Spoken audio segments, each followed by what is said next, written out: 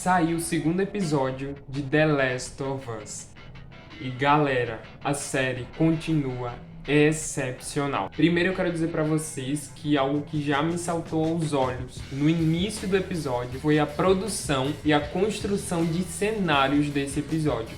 Logo quando eles saem, quando eles vão para o exterior, e aí a gente vê aqueles prédios derrubados, o fungo que tomou conta, toda a parte externa, toda a cidade. Cara, a construção foi muito bem feita. O CGI tá muito, mas muito bem feito. Tá muito bom. Parece que aquilo é real, que aquilo existe de fato, que eles construíram aquilo, ou que foram para um local apocalíptico, mas tudo aquilo foi feito em CGI. Gente do céu, é assim, inimaginável. Tá muito, muito bom mesmo. E outra questão a se falar é a maquiagem da série, que, assim, é outra questão à parte. Para quem não sabe, os zumbis, os monstros da série, eles são todos feitos em maquiagem. O mesmo cara que foi o responsável por fazer o Vecna lá em Stranger Things foi o cara que foi responsável por fazer os monstros aqui em The Last of Us. E assim, o cara manda bem demais, galera. Tá excepcional o trabalho dele aqui na série. Algo bem grotesco, algo bem na cara. Dá nojo e você sente repulsa. E é exatamente isso que eles querem passar. E ficou muito fiel ao jogo. Então assim, em questão de produção, a série é excepcional. Mas não é só em produção, a série é excepcional em todos os outros quesitos. A direção da série é outro nível.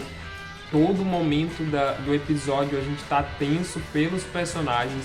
Quanto mais eles exploram, quanto mais eles vão a locais diferentes, mais a gente fica tenso por eles. E tudo isso é mérito do diretor, dele construir os cenários, dele construir as tensões do episódio.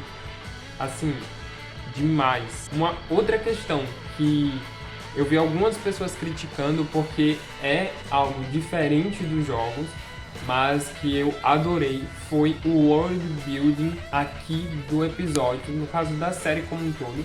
Para quem não sabe, o world building é a construção de mundo.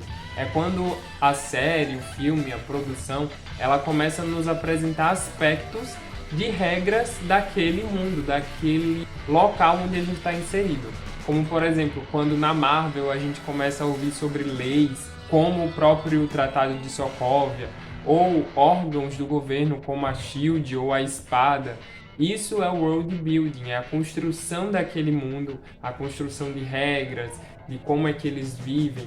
E é a mesma coisa que aconteceu aqui nesse episódio. Como, por exemplo, a questão do fungo, ele ter como se fosse uma rede neural, onde se você pisar no fungo, os infectados vão sentir e vão atrás de você, independente de onde eles estiverem. Isso é muito bom para criar uma tensão a mais na série e tenha certeza que isso vai voltar mais pra frente. Olha só, esse vídeo tá lotado de spoilers, tá, galera? Então se atenta, vai lá assistir para poder depois voltar aqui. Lá no final do episódio, isso nos é confirmado com a morte da personagem da Tess, quando um dos infectados vai até ela e ao invés de atacar ela, ao invés de violentar ela, ele vai lá e dá como se fosse um beijo na personagem, porque ele já sabia que ela estava infectada. Então é aí onde a gente vê aquela questão da conexão entre eles retornando.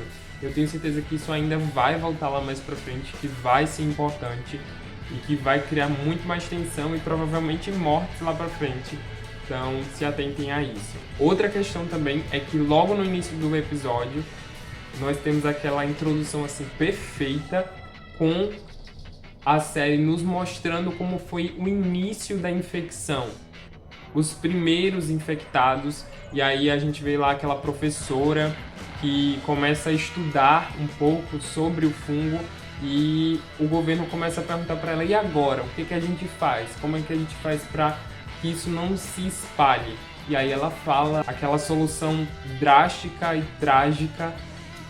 Para algumas pessoas, num certo momento, pode parecer que ela foi insensível, mas logo depois ela se insere, ela diz, não, agora me mande para ficar com minha família e ela se inclui nas pessoas que vão ser bombardeadas, nas pessoas que vão morrer, para que o fungo não se espalhe e não infecte outras pessoas.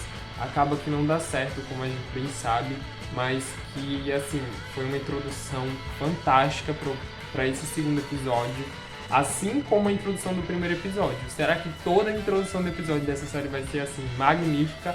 Porque foi demais a gente, tipo, ser retirado do contexto ali do Joel, da Ellie, e ver um pouco mais da introdução do fungo, ver um pouco mais sobre a questão da população em relação ao fungo, em relação à infecção, como foi no primeiro episódio lá com aquela cena do debate entre aqueles cientistas, e nesse episódio com a professora.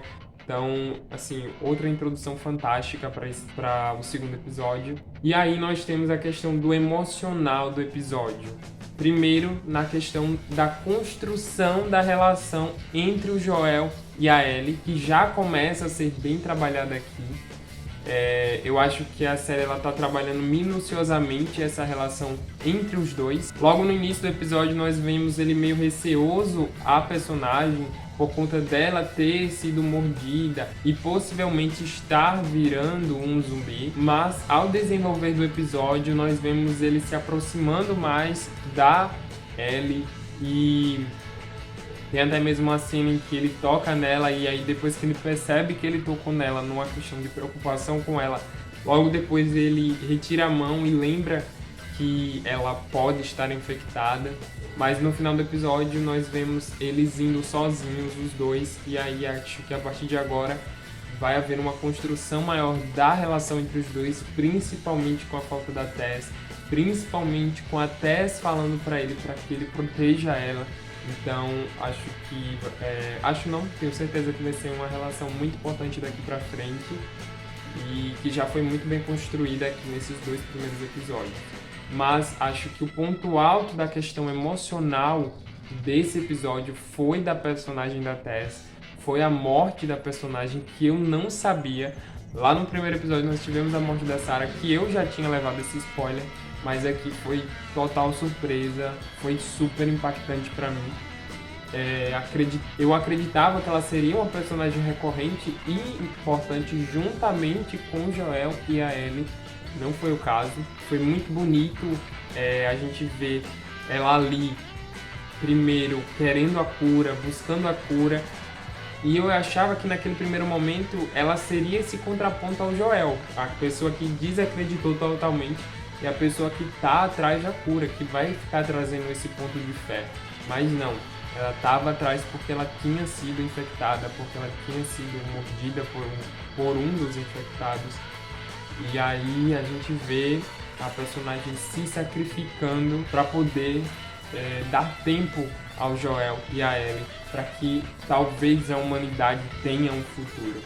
Eu vi algumas pessoas criticando a cena da morte dela em 2 aspectos. Primeiro, na questão do beijo, eu acho que foi legal, foi importante, foi impactante, justamente para confirmar a questão da conexão do fungo, para mostrar que ela, já infectada, ela já tinha uma conexão com o fungo, e aí os infectados perceberam e não atacaram ela. E também outro aspecto que estava sendo criticado foi ela ficar tentando acender o fogo e não conseguir. Eu acho que pra mim ali era um embate entre o lado humano dela e o lado infectado. O lado infectado dela não querendo acender para não acabar com os outros infectados, e o lado humano dela querendo proteger o Joel. E eu achei isso demais, que criou aquela tensão no final, e eu não acho nenhum ponto negativo nessa cena. Na verdade, esse episódio pra mim como um todo foi excepcional.